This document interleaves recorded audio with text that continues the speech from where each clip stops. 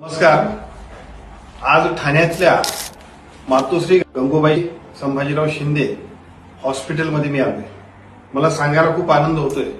महाराष्ट्राचे माजी मुख्यमंत्री, शिवसेनेचे मुख्य नेते, आम्हा सर्वांचेच लाडकं नेतृत्व आणि महाराष्ट्राचं नेतृत्व आदरणीय एकनाथजी शिंदे साहेब महाराष्ट्रातल्या प्रत्येक माणसासाठी प्रचंड मेहनत घेतात, काम करतात.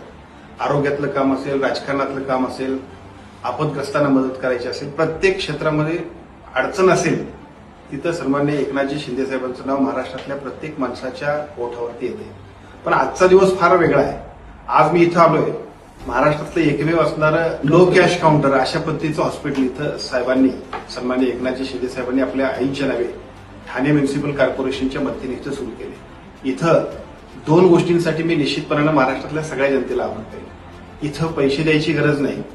सगळ्या स्कीम्स आणि सगळ्या ऑपरेशन्स मोफत होत आहेत. इथं डायलिसिस होत आहेत, हार्ट पासून सगळे ऑपरेशन्स होत आहेत. या सगळ्यासाठी महात्मा फुले आरोग्य योजना ही महाराष्ट्र शासनाची योजना इथं अतिशय उपयुक्त काम करते. याच योजनेच्या माध्यमातून सर्व लोकांना सगळ्या मोफत सेवा देण्याचं काम आदरणीय एकनाथजी शिंदे साहेबांच्या मार्गदर्शनाखाली इथं होते. मला सर्वांना विनंती करायची आहे, जर ठाण्यातल्या गंगूबाई शिंदे हॉस्पिटलमध्ये होतंय तर मग आपल्या हॉस्पिटलमध्ये, आपल्या शहरामध्ये सुद्धा का होणार नाही. आपण सगळेच जण हा प्रयत्न करूया.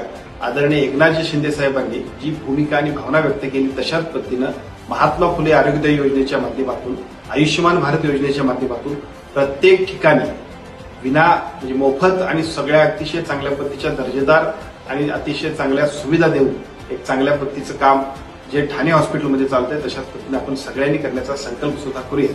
मनापासून गंगूबाई शिंदे हॉस्पिटलच्या सर्व मॅनेजमेंटला, सर्व टीमचं मी मनापासून अभिनंदन करतो, तुम्हाला शुभेच्छा देतो आणि तुमचा आदर्श महात्मा फुले आरोग्य योजनेचं जिथं जिथं काम आहे त्या सगळ्या हॉस्पिटल्समध्ये व्हावा अशा पद्धतीची अपेक्षा होती.